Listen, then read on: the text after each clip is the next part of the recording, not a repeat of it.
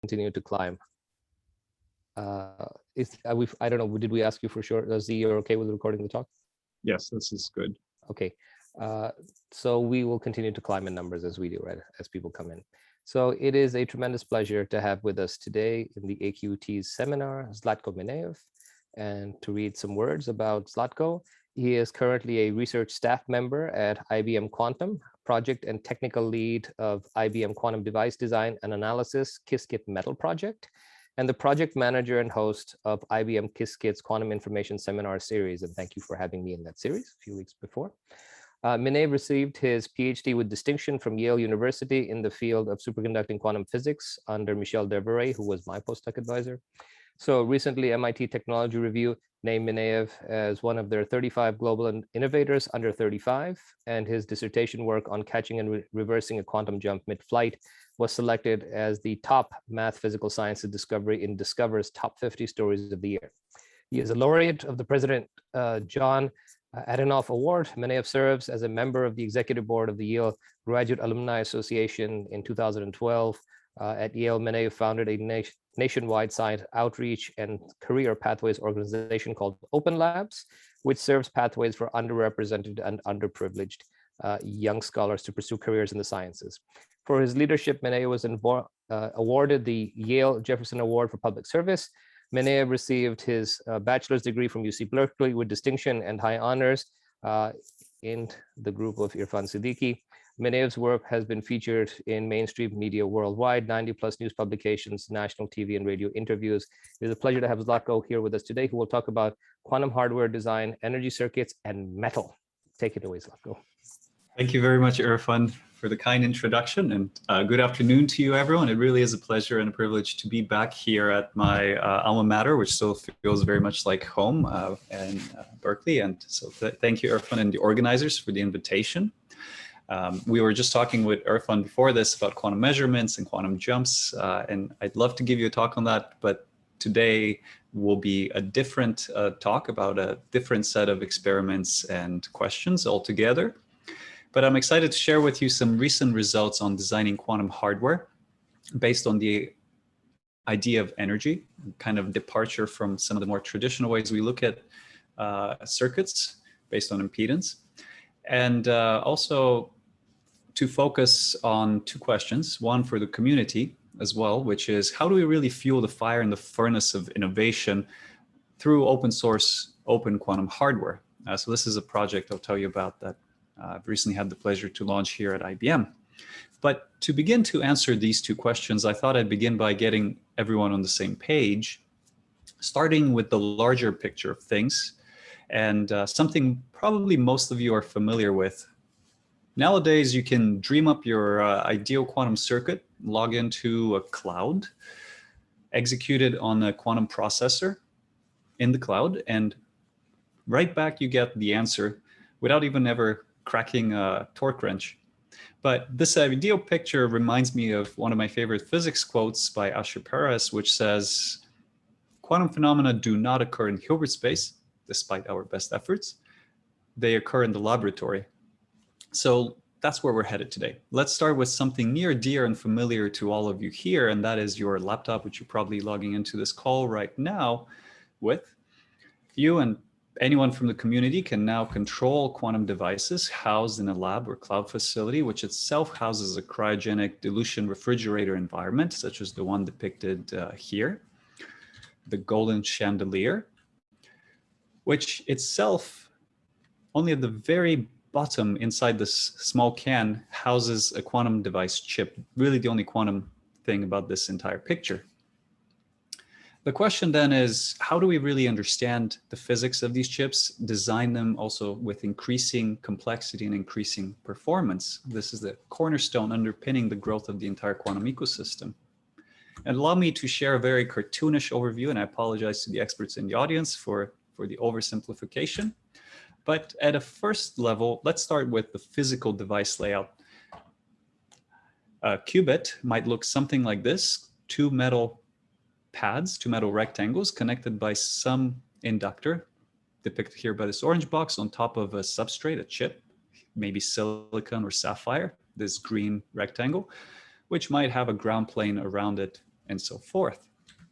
To first order, these superconducting quantum circuits behave just like the microwave oven in your kitchen, as electromagnetic resonators, oscillators that have inductance and capacitance and charges sloshing between the two. But this is only a first approach and a first step in the analysis of understanding how these quantum structures behave. And it's a useful one because we can leverage 60, 70 and more years of classical electromagnetic analysis, as well as powerful tools that exist for classical chips.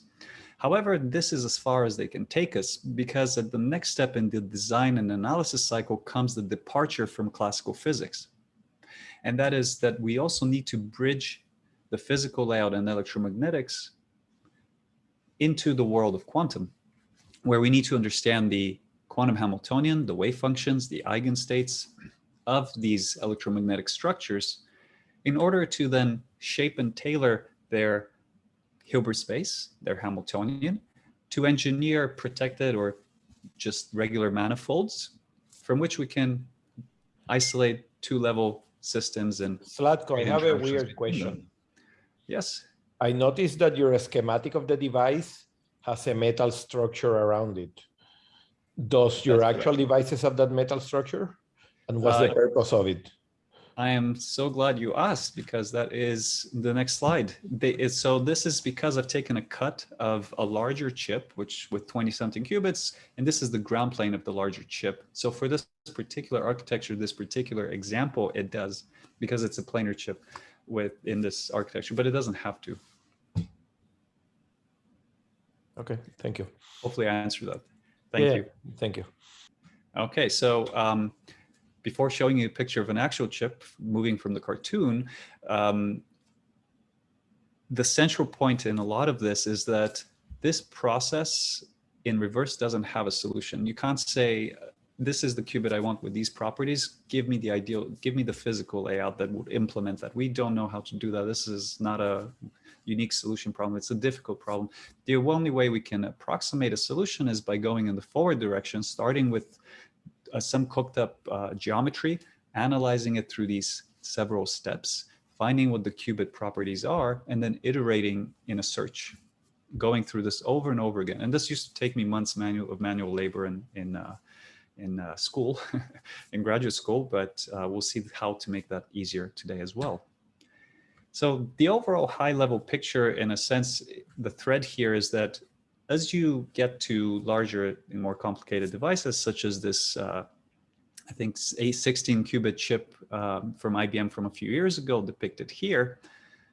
So here you can see the larger picture, and most of what you see is metal, except for the cutouts such as here. We need to understand the many-body interactions that arise in these quantum structures, the lattice that they implement, the Hamiltonian, if we really want to be increasingly precise in how we do this. And to do that, we need this tight integration between device and Hamiltonian, bridging this classical to quantum gap, so we can iterate and search.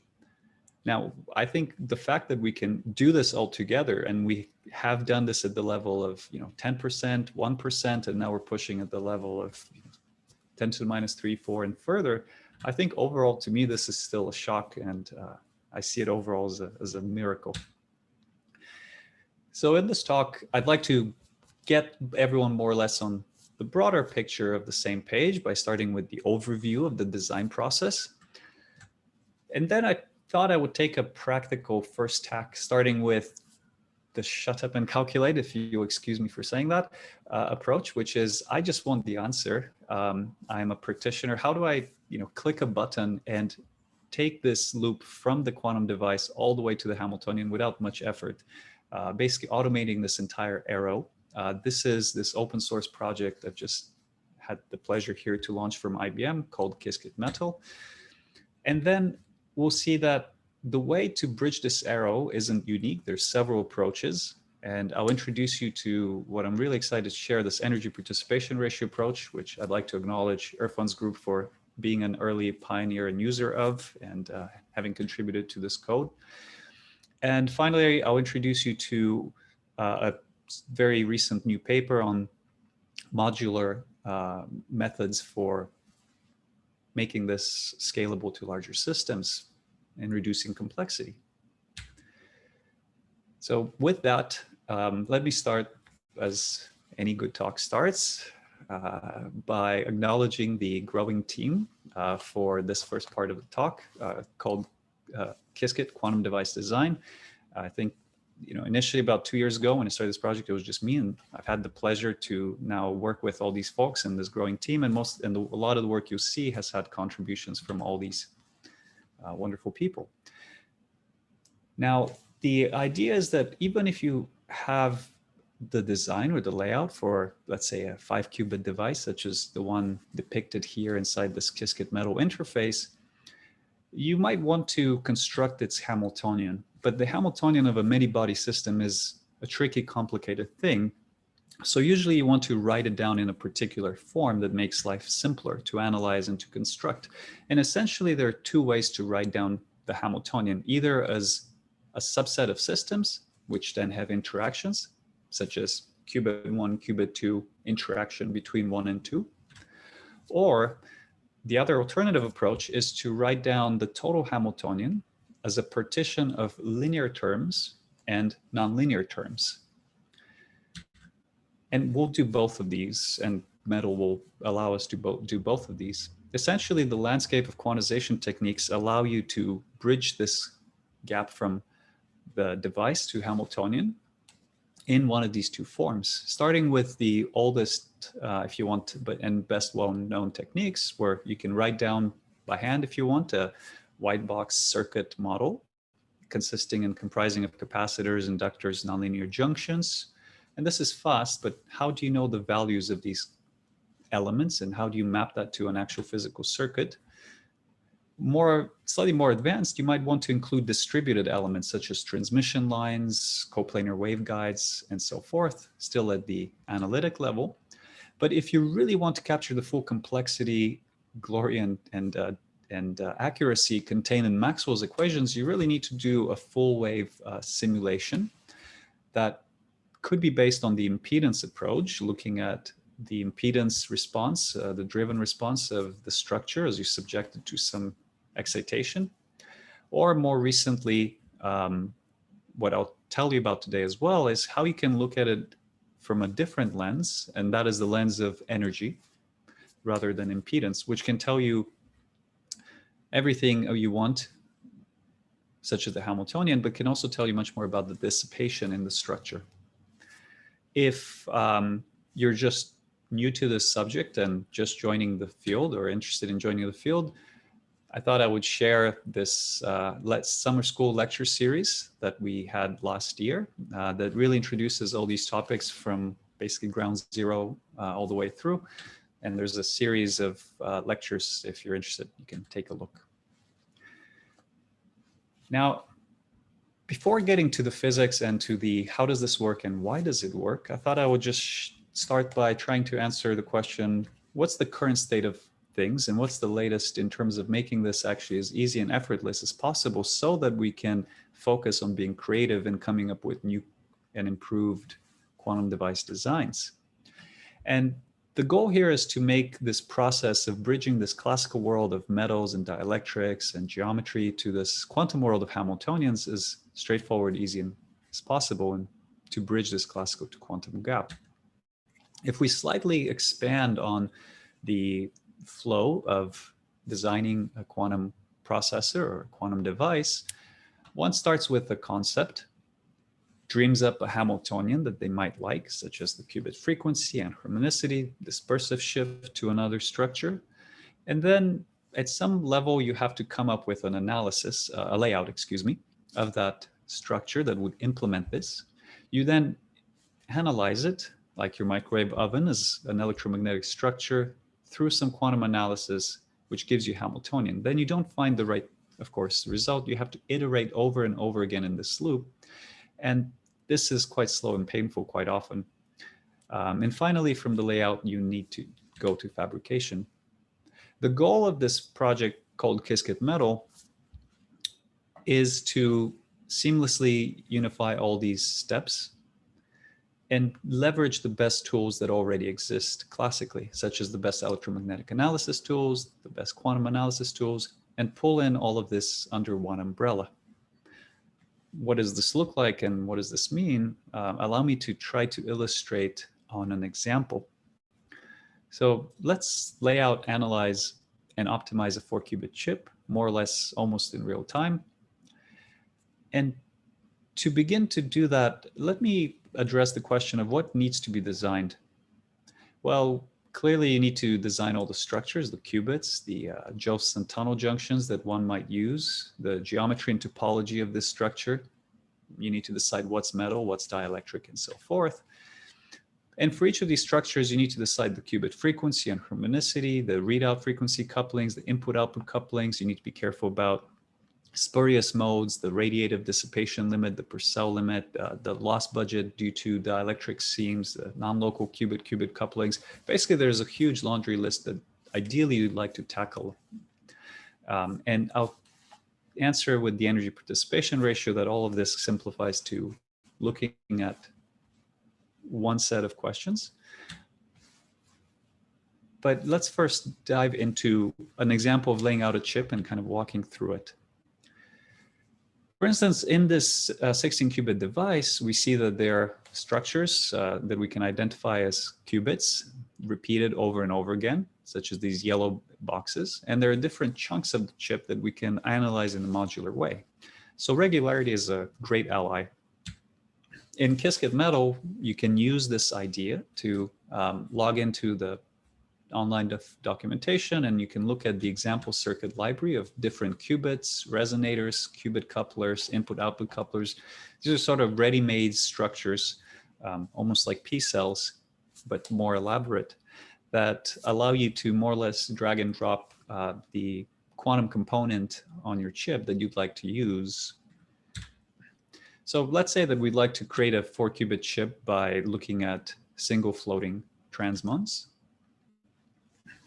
To create a transmon qubit, then from the library of quantum devices, you can import your the class that would implement this qubit and kick off the Qiskit Metal GUI here. So this is a short animation, which hopefully is playing to some degree. That kicks off this. This is a fun PyQt GUI I wrote in Qt. It doesn't really matter, but this is just a way to visualize what your quantum layout of the device would look like.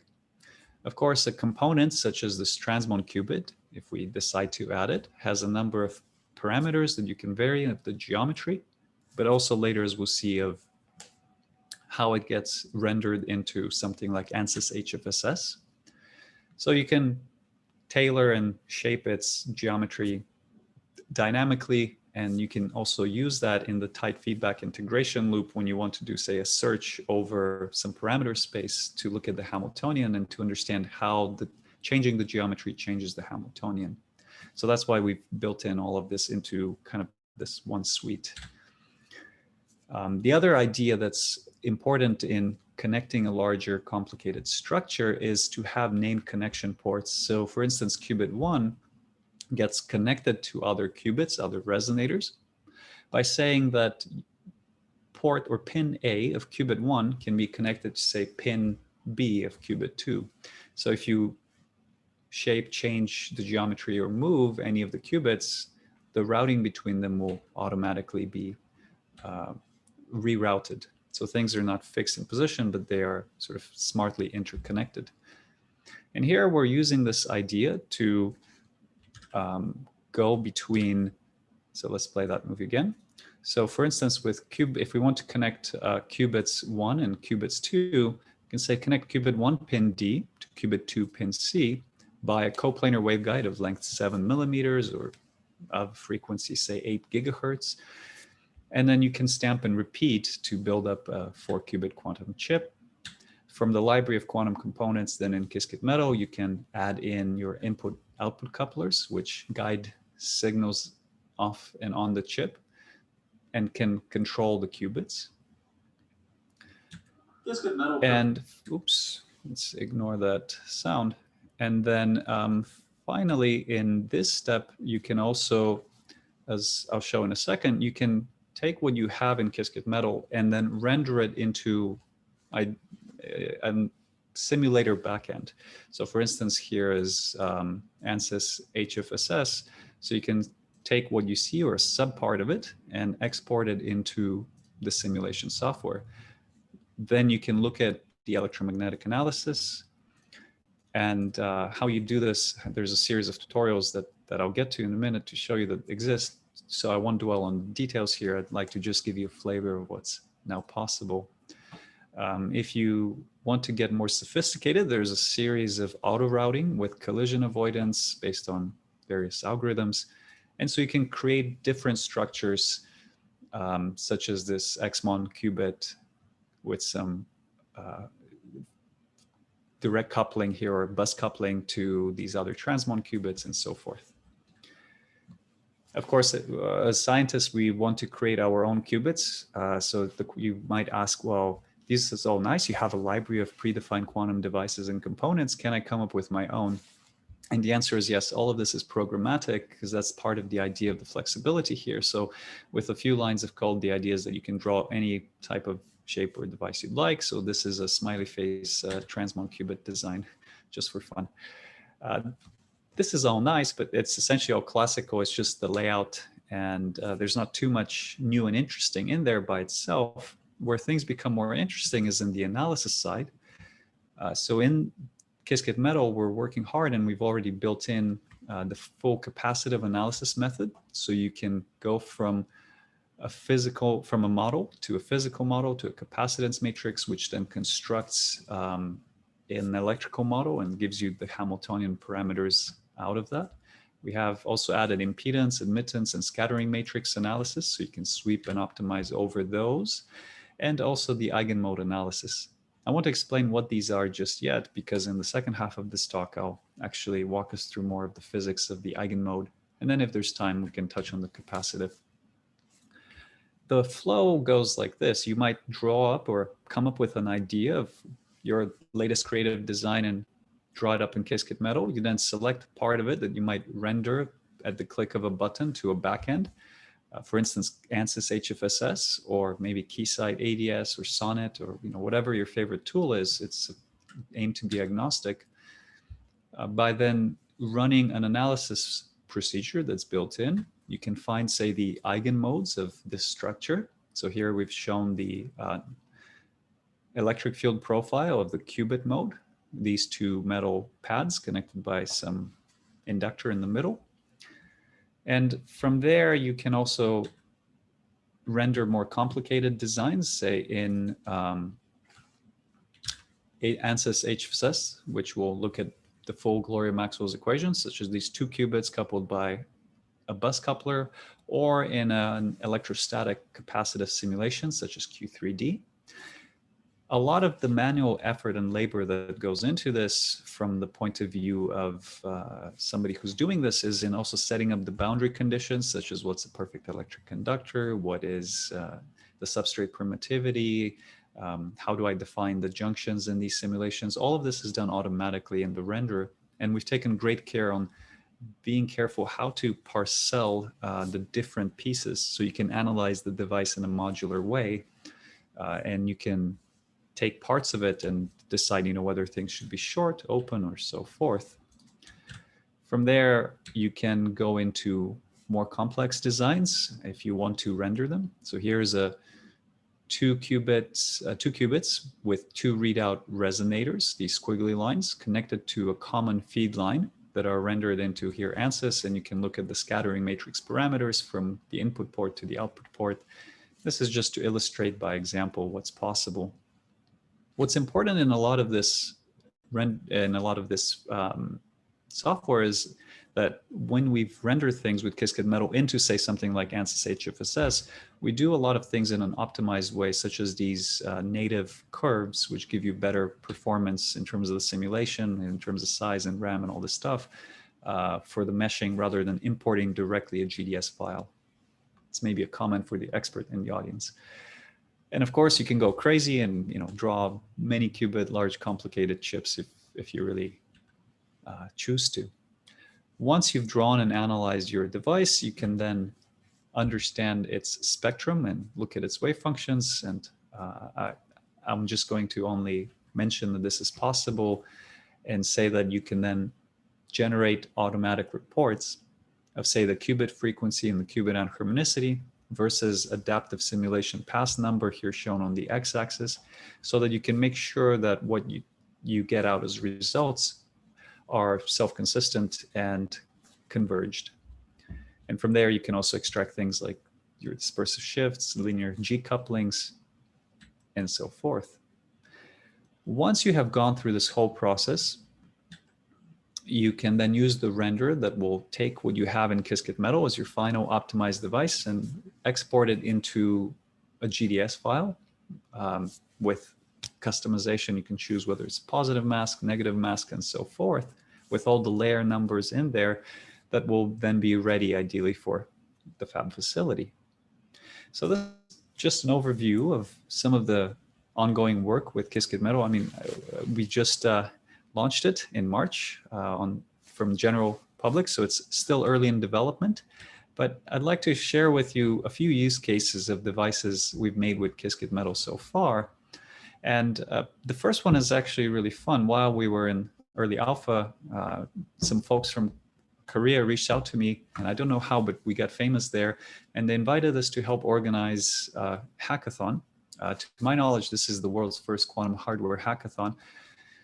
So we set up with Qiskit Metal this several teams of 3 to 4 students each, some postdocs as well, most of whom had very little to no experience with superconducting quantum devices, and they were given a challenge to design a 2-qubit quantum chip, 2-spec, with these parameters of qubit frequencies and so forth in 24 hours from scratch, not having installed Qiskit Metal before. So I'm glad to report that in these 24 hours, these 3 teams of folks were able to complete this 2-qubit design in Metal, render it, analyze it, and meet the specifications of this 2-qubit chip, which was both wonderfully thrilling and also somewhat shocking, since this used to take me, for a brand new device, never having done it before, sort of months of optimization for me back in grad school. But thrilled to see that. You might ask, what about larger chips? So at IBM, internally, we have used Qiskit Metal to design this 5-qubit device. This is the actual device that was fabricated and is now, I think, on an airplane flying over to Tokyo. It's called the IBM 5Q Tsuro testbed device for the University of Tokyo.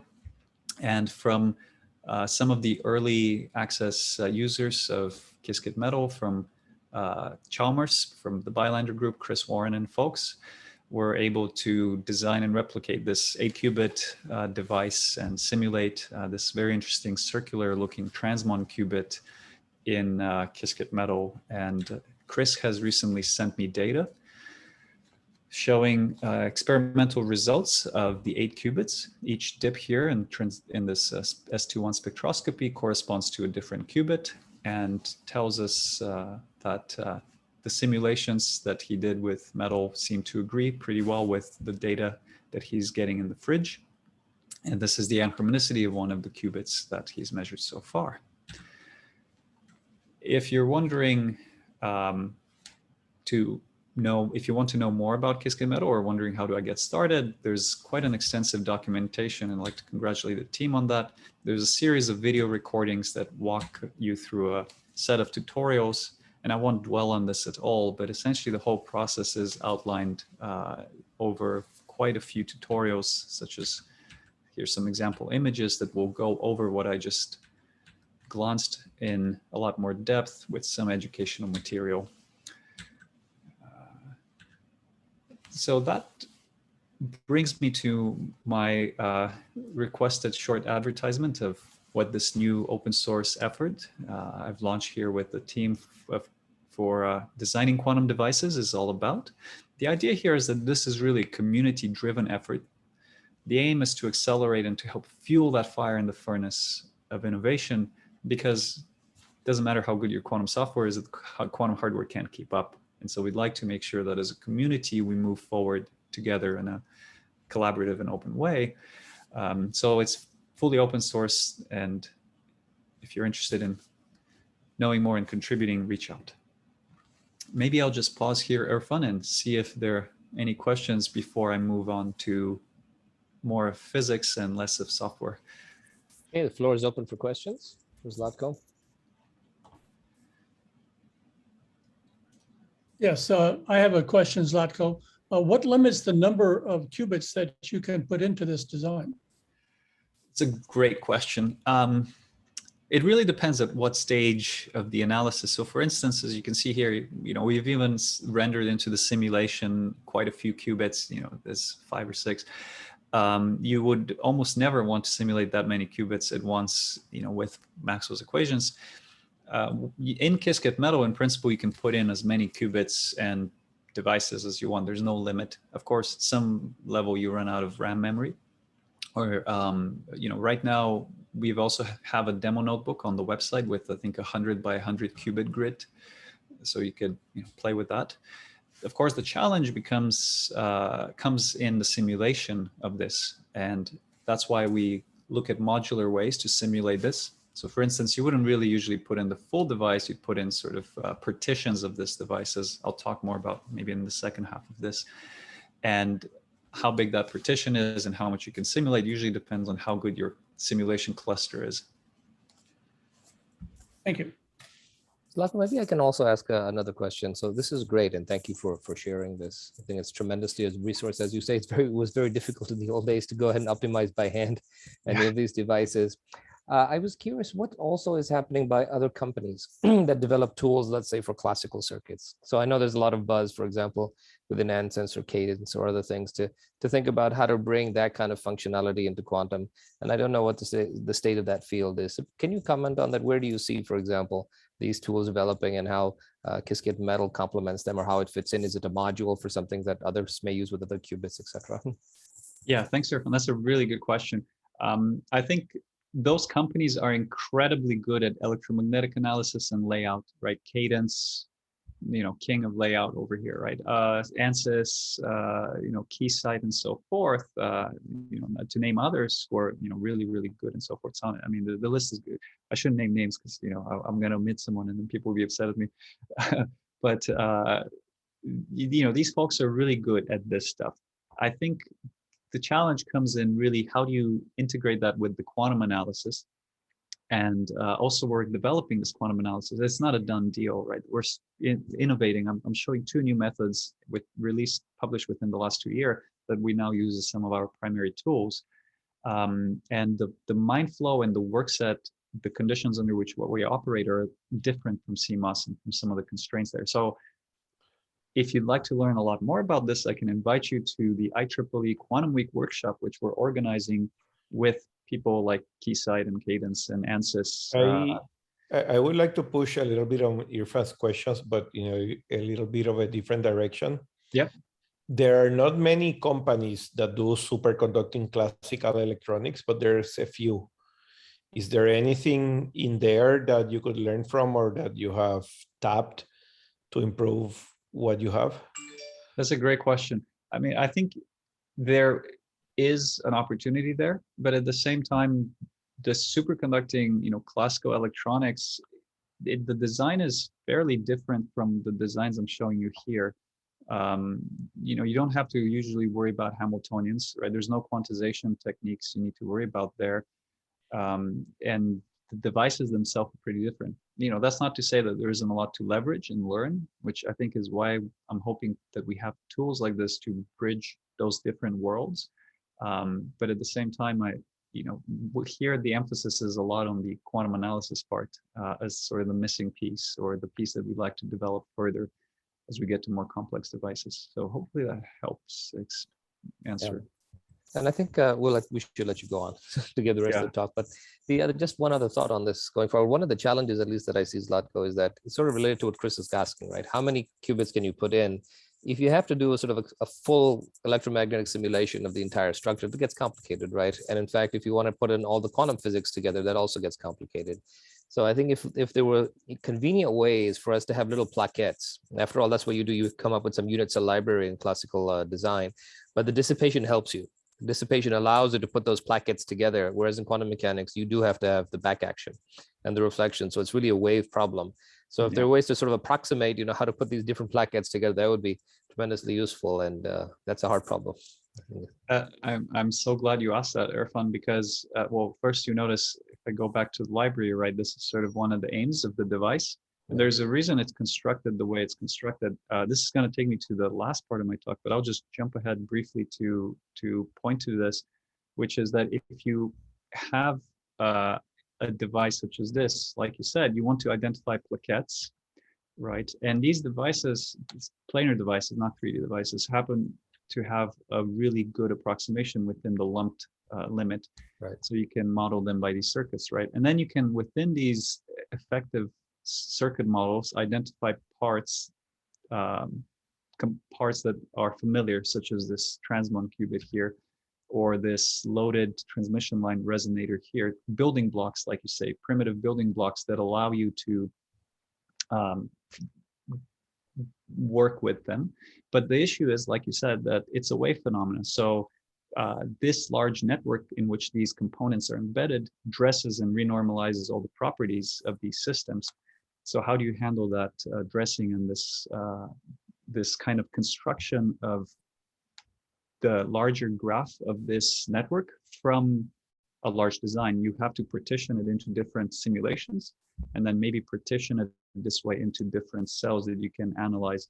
So this is the idea of this recent paper that just came out a few months ago from myself and colleagues, Jigambet and folks here, is to be able to do this in a systematic way where you can choose components such as a transmon, fluxonium, 0 pi, cluster, it doesn't really matter what it is. It's some known model, some known Hamiltonian, a red box that you can identify in this model. And then you can take into account, without any loss of information, with no approximation, to understand, what is the interaction between them. I mean, it's not, it sounds maybe bigger than it is. In some sense, it's what we've always been doing from the white, just writing things on paper, but this is a generalization that takes into account all these kind of dressings and renormalizations and, what happens to the boundary conditions. And anyway, there's a bunch of reasons why this is hard. So that's kind of the direction of thinking. So I'm glad you asked that question. And thank you for sharing that, because I think that's important for sort of a broad audience to see that this is one of the things that are different in quantum. Right? It's really this kind of wave analysis of pieces, and that's non-trivial. So we should let you go on. Absolutely. So I slightly jumped out of order of my talk, but maybe that's a teaser, and we'll see if we have time to get to it, since with questions we're running slightly behind. But let me tell you a little bit about the wave analysis and a little bit about this new way to look at things in our field, which is based on energy. And then if there's time, we can get to the modular analysis, but there's a preprint for Irfan and anyone who's interested. So my thesis of this part of the talk is to say that the solution to all these questions of design can actually be reduced to one very simple question, which is, where is the energy? A little more precisely, what fraction of the energy of a mode denoted by P sub j for a junction is stored in the nonlinear element? Or what fraction of the energy of a mode, P sub L, is stored in the dissipative element? As a fraction, this is a number between 0 and 1, strictly bounded. And the participation of the junctions, or nonlinear dipoles, will be able to will be the only information we need, along with some signs, to construct the full Hamiltonian with no approximation. And the lossy participations will then tell us about the dissipation budget. And I thought I would try to overview this by a simple example. Here is a qubit coupled to a resonator depicted in the Qiskit Metal GUI. As a first step in the analysis, you can then render this more or less at the click of a button into, say, a full wave simulator. This could be part of a larger chip, it doesn't matter. And we're going to analyze it as a linear model. We're going to assume that whatever kind of nonlinear inductors in the middle, we're going to linearize it just for a moment. Here's the qubit, here's the resonator. We then find the eigenmodes of this linear system, something that classical software is really, really good at. So here we've depicted the electric field on the transmon qubit.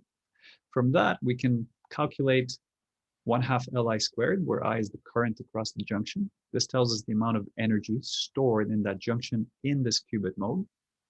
We could do the same thing also for the resonator mode and find out how much of the energy of the resonator mode is stored in the junction. We denote that number, that fraction between 0 and 1, by P sub j.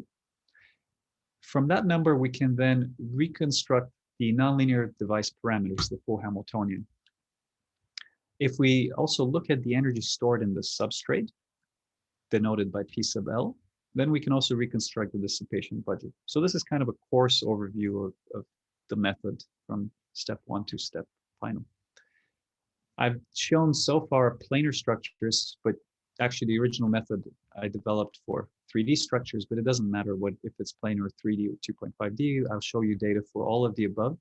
Here's a 3D cavity with a transmon qubit chip in the middle, and I'm showing you an animation of the TE101 electric field contours. This is more or less equivalent to the example we showed earlier. If I zoom into the chip, here's one transmon pad, the other transmon pad, and here's a model of the linearized junction. We can see that all the current shown by these arrows going from north to south, all the current goes through the junction and is maximal at the junction. That's where the junction, that's where a lot of the energy of this mode will be stored. And we can, again, calculate the amount of energy stored by looking at this fraction, or just calculating 1/2 Li squared divided by the total inductive energy in this mode. All of this is automated, of course, in PyPR and Metal. And from there, you can find out all the parameters you normally are interested in, such as the qubit cavity and harmonicity, which is given by just the square of the participation times the ratio of the h bar omega squared divided by 8 EJ, where EJ is the Joseon junction energy. Qubit cavity dispersive shift is an overlap of these participations, and the lamp shift is constrained between these two. Maybe it's a little more instructive to ask, why does this work and how does this work? So let's look at the Hamiltonian of a linear distributed system. I thought I would start with a kind of a joke, but this is a box, if you can't tell.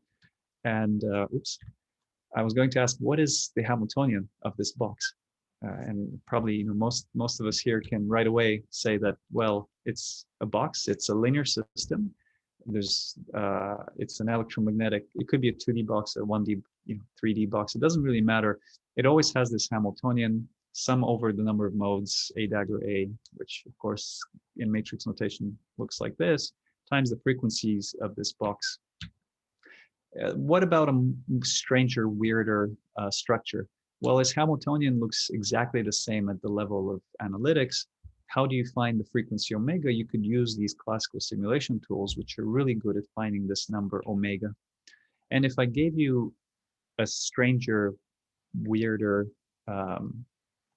distributed linear system with potentially embedded lumped elements, because it's a linear distributed system with lumped elements, the Hamiltonian is always the same. In other words, we can always find the Hamiltonian of a linear system really easily. And so we know that for this structure, no matter what its dielectric permittivity tensor is and so forth, its Hamiltonian always looks like this, and it's easy to get because we can simulate it in something like ANSYS HFSS. What's a little bit trickier is now what happens with nonlinear elements. So here's an image of a Joseon tunnel junction, which has the symbol that looks like this, cross, aligned with the cross. And the magnetic flux across this junction, denoted by phi sub j here, across its terminals, determines essentially all the physics of this junction when you consider it inside the energy potential, so the energy of this junction, which is our famous cosine of phi over phi naught, where phi naught is the reduced flux quantum. To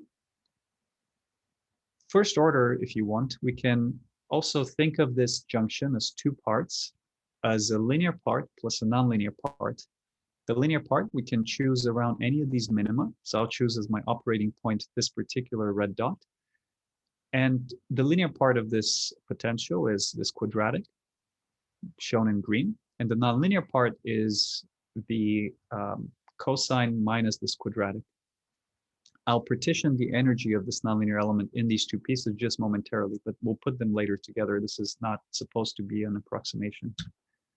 If you have a more general nonlinear element, such as a snail, for instance, a composite nonlinear dipole comprising this 4 junctions, it has a more complicated potential energy landscape that looks something like this.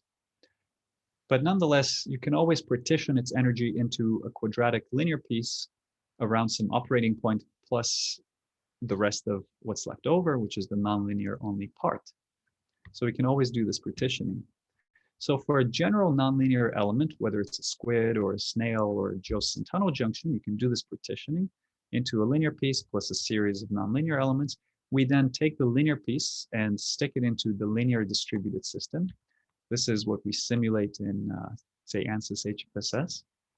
And we're going to, from the solutions of this linear part, figure out what the nonlinear part is explicitly, and we'll combine the two back together. Pictorially, I can think of the full Hamiltonian of the system then as the linear system Hamiltonian, which we know always takes the same port, h bar omega, a dagger a. And the nonlinear part of the Hamiltonian is then a sum over all the junctions from junction 1 to junction j, plus the potential energy function of the jth junction, if you have many junctions, which only depends on the flux or voltage, if you want, across that junction. So the only unknown thing at this stage is this operator. Since we know exactly what the potential energy landscape looks like, we know what the frequencies omega m are based on our eigenmode linear simulation. The only thing we need to find out is what is this reduced quantum flux phi j. So let's look at that on the example of our transmon from earlier. This flux tells us about the voltage or the flux across this inductor, which will connect the 2 metal pads of the transmon qubit. You can show that it's just a linear combination of the fluxes across this junction due to each mode of the system. In other words, when you excite a mode of the system, that mode causes some voltage drop across this junction. And how much that voltage drop is in some sense given by this coefficient called the 0-point quantum fluctuations of the phase of junction J due to mode M. This will dictate the coupling or the amount of fluctuations in the ground state of the magnetic flux. Since even if you have zero energy, the voltage or flux is never fully stationary, it's always fluctuating, and so this is a non-zero quantity. For the more mathematically inclined here, this is just the basis change, there's no approximations. The key is that the only thing we do not know about the Hamiltonian at this stage is the 0-point quantum fluctuations denoted as phi sub mj. This is the only thing we don't know, is how much does junction J fluctuate due to mode M. But we can find that out by doing a derivation more or less on the back of a napkin by linking the 0-point quantum fluctuations to the energy participation ratio, which is even a classical phenomenon. It's something you can calculate classically very easily, but we'll translate as from the classical world, shown on the right-hand side, into the quantum world. Everything on the left here is quantum, Planck's constant, the 0-point quantum fluctuations of the phase of junction J and mode M squared. And on the right-hand side, the frequencies of the linear mode, which we found in, say, a Maxwell simulation divided by the Joseon junction energy, EJ, and the participation, which we can also find from the same solutions of the eigenmode. And so this simple expression then serves for us as the bridge from the classical world to the quantum world. Notice, by the way, that if we solve this equation for the fluctuations, there's a choice of plus or minus for the square root. In other words, things can oscillate in phase or out of phase. These energy participation ratios are not independent. They obey a series of universal relations. In fact, some designs, in fact, the design I tried to do, Irfan, for the Nature Quantum Jumps paper was impossible. And so I had to realize this the hard way and later derive these relationships. And so I had to do an approximate version of that. But there are 3 universal relationships. And you can frame them a bit like this. A nonlinear dipole brings exactly 1 unit of energy participation to the circuit. And that unit must be distributed across all the modes, which we can write like this for each junction J. Similarly, or contrarily, a mode can accept at most one unit of energy participation from all the junctions, no more. And finally, there's a sense in which the energy participations are orthogonal. And of course, they're bounded between 0 and 1. So what this means is that the energy participations are constrained very heavily. That means that the 0-point quantum fluctuations are not independent, and the 0-point quantum fluctuations are what dictate all of the nonlinear interactions and couplings in our systems. And so this means that there are very hard restrictions on what designs are physically possible and not if you follow the constraints of the EPR.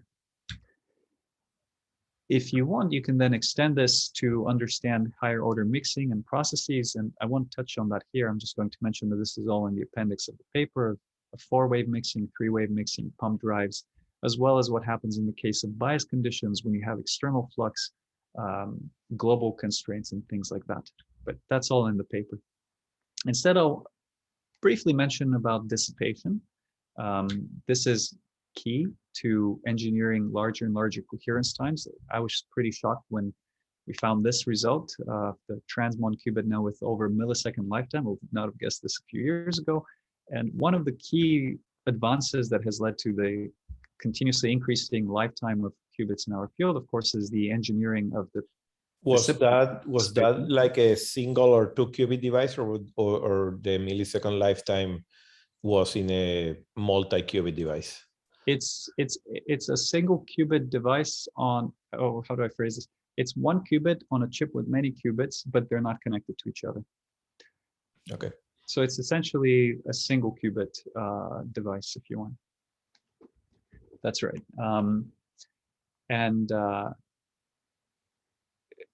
One of the main, I think, advances that has led this whole field through, of course, is the optimization of the dissipative participation ratios. This is well known, from before quantum computing as well. So I won't dwell on it, but I'll just mention that it's the exact same idea as the energy participation for quantization, that if you know where the energy is, you can find out how much a lossy bulk dielectric or surface dielectric, or how much an inductive surface or seam or bulk will affect you by doing these calculations. And these are all automated in PyPR, so I won't dwell on them too much. Rather, I'll summarize the energy participation approach by saying that you can start with the classical model, which might contain complicated nonlinear devices. You can do a first pass by a finite element linearized eigenanalysis, which tells you the frequencies and the field profiles. From this from the eigen solutions, you can extract these numbers between 0 and 1, called the energy participation ratios for lossy and for nonlinear elements, as well as the signs associated with them. That allows you to then reconstruct the full Hamiltonian, and then you can iterate in this loop. Notice that traditionally what we used to do is do an eigenmode simulation, then knowing the mode frequencies, we do impedance simulations around the poles to find the residue of the poles in order to then construct through the black box quantization method the Hamiltonian. Can I ask a technical question? Yes, please. In your Hamiltonian, you have a non-Hermitian term because you have IKM. That's right. Usually when you have those terms, you usually have to make some wave function corrections eventually, etc. How do you handle that? Yeah, here it's mostly a presentation device to show that in the description of this, I didn't want to write down the full Liouvillean, but essentially you find a dissipation budget, which tells you how much loss, if you know your material properties and you know how well they participate in your circuit, then you can find out how much loss your mode will have due to, the input-output coupler, the seam, etc. And so that do tells you just do like a simple renormalization of the wave function, or do you do anything more fancy? It depends on what level you want to. Yeah, so for this, if you just want a Hamiltonian, you omit dissipation because you it's Okay. anyway very high quality, so you don't even need Okay. to worry about this. You might just want to know what it is to minimize it. For simulation techniques, I mean, yeah, you can do Monte Carlo, or you can just do Liouvillean. That's up to you. Okay. If you want to include the dissipation, but there's no need. The idea here is actually to find out what these numbers are. How you treat them is kind of up to you afterwards. Okay. And so to conclude the story about impedances, here we've obviated the need to do that, which was quite advantageous for automating this, since the poles are quite fickle and can move, and we found difficulty automating that. So the EPR approach here really describes any order strength and strength nonlinearity. And in principle, it also describes arbitrary or composite nonlinear devices. And this is all based on the fact that it's based on the first principle derivations that has 0 approximations, aside from maybe a truncation on the number of modes. Jens Koch and I are having a nice, fun discussion about this now. And this is a method that's fully automated in Qiskit Metal and PyPR. So you might ask, well, this is all great, but what are the limits? Well, as we mentioned earlier, the limits are how many modes you can include in your sum here, and how many Fock levels typically you can include if you do a numerical diagonalization. So in the final short section of my talk here, I'd like to tell you, how well does this actually do in practice? And the short answer is really well. So here's the agreement between theory and experiment for various planar 2.5D and 3D devices. So here I've shown you for 9 different samples, the frequencies predicted versus measured, the anchromonicities of the qubits, very large nonlinear couplings of the order of a couple hundred megahertz between different qubits, and readout qubit dispersive shifts and so forth. So the agreement is at the level of 1%, sort of 5%, and kind of at the level of 10% when you get to very small parameters. But this can be brought to even into closer agreement if you include the capacitance of the junction. More recently, we've also continued improving the method and testing it on planar and large-scale quantum devices. So for this recent paper that we published with our colleagues here, we looked at some of these devices and automated with Qiskit Metal. We found that if we used our old lumped model analysis of these multi-qubit devices for 10 qubits shown here, the measured most sensitive parameter of coupling between the qubit and readout, we found a disagreement of about 20%, whereas with the energy participation ratio, we found an agreement of about 4% across these 2 chips and multiple qubits on the chips. If we also want to compare to the more traditional black box quantization technique, we found a 7% agreement there. And I'll also mention that the lumped approach can be improved and can be brought into even better agreement down to the level of 10%, not as good as say 4% when you do full wave Maxwell simulations with the eigenmode approach, but still quite good. And this is what this new paper that I flashed earlier on Irfan's question is about. But maybe just to summarize, I don't think there's one approach to say is the best or rules them all. I think each of these approaches has a particular purpose, just like Schrodinger's equation and Heisenberg's equation serve in different contexts. I think we found for these devices, the best agreement in the eigenmode approach. Impedance was more or less the same, slightly better, slightly different. The eigenmode approach gave us perhaps the most information about the device, but as the impedance, these are full wave simulations, so they're slower than doing a quasi-static capacitive based approach. Of course, the capacitive approach has the least generality, but it can be really well suited to certain structures. I think with questions, we won't have time to tell you more about this quasi-lumped models and looking at the more lumped and modular approach to analysis, but maybe we can talk more about that afterwards or with questions if there's time for discussions.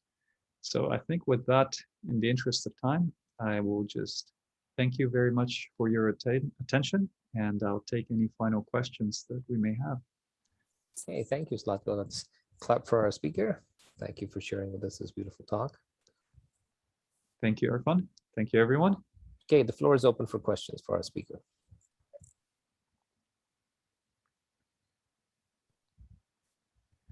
And if I didn't get to your question earlier or fully answer it, then I'm happy to elaborate now.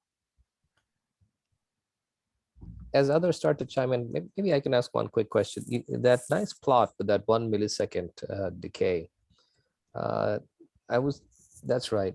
So one thing that I'm reminded of a little bit is in semiconductor qubits, quite often as you start to get these very long lifetimes, the decay is no longer simply an exponential. And quite often at short times, you have a little bit of a very rapid loss of information, perhaps due to nuclear effects, et cetera. And then there's the long tail, that comes on afterwards. Are you starting to see structure? Because you can see, for example, there's a little bit of a drop I can see at the beginning, and then there's some deviations at longer times, or is that just some experimental artifact? It was a great question. Thank you, Irfan. I think as you can see here, there are a lot more points at the beginning of this curve, which is in part to catch exactly these kind of by exponential or sort of non-exponential behaviors near the front, although the averages aren't great on this particular sample. And obviously this lifetime fluctuates, but I think this was sort of the average good lifetime of this qubit. And there's been some very interesting work which you saw in the seminar, and also some recent work that's coming out now from the group here on quasi-particles and how they affect this and how you can use that as a tool to measure. So I think it depends a little bit on the device to device, but you certainly are, we certainly begin to see more and more of this.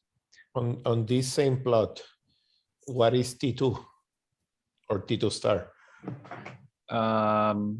What is T2 star? I think that number was quoted, but I actually don't remember. I used to be on the funding side, and when someone shows me T1, I always think red flag, to be honest. Well, so this qubit has a pretty large charge dispersion because so the T2 star isn't going to be more than like a few hundred microseconds, because the anchromonicity is at the 320 megahertz level. So your charge dispersion, your EJ over EC is like 48 or 50 or something like that. So the charge dispersion is on the order of 10, 20 kilohertz. So you'll see that in T2 star. Okay. It's exciting, of course, to see the new mechanisms come in, right? So there's a whole new set of physics that we'll see. Other questions for Zlatko? Yeah, I have a question about the comparison between a full wave impedance analysis and an eigenmotor analysis. So I think your previous slide. Yeah, wonderful, thanks. And feel free to say your name because I can't actually see. Yeah, I'm Eric. I can turn on my camera. So I think in the past I was trying to do some impedance analysis on these microwave structures, and I found that in the vicinity of a resonance frequency, because of your high, like these structures are almost lossless. You don't have any. Your Q factor is very high. E&M simulators tend to go haywire with respect to like interpolation, because they're not. A lot of their mesh refinement algorithms aren't designed to work in this regime. So is that part of why you're pushing this eigenmode approach? Yeah, that's a great question. I don't know if I'm pushing the eigenmode approach. I think I'm more advocating for certain cases to use it, but the answer is yes. You definitely. So if you try to put in the eigenmode frequency into the simulator, I think it doesn't even converge. Like you get, because the energy goes to infinity typically, especially if you don't have dissipation in your simulation. Or anyway, it's a pole, so they're not great at so usually what you do in practice is that you park your simulation frequency off resonance, maybe like 50 or 100 megahertz, and then you use that as your simulation point, and then you use interpolation to figure out what happens at resonance and what the pole residue is, and typically that works reasonably well. Although there's, I think it's a stochastic meshing, so you don't always get the same answer if you run it twice, and it kind of seems to depend on how far you are to some degree. Of course, with the eigenmode approach, you don't have any of that, because it exactly is aimed to solve for the eigenmodes and doesn't have this issue with buildup. So I have seen this as a problem for the driven to some degree, but usually it's not too bad. Okay, cool. Yeah, thanks. Okay. Any final questions for Zlatko? So hopefully that helped.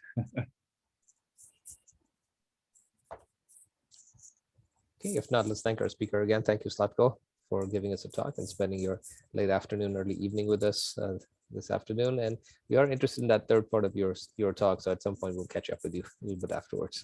Yeah, thank you, Irfan, and thank you, everyone. I guess I'll just advertise that this is the short story here. You can take a screenshot or feel free to reach out later.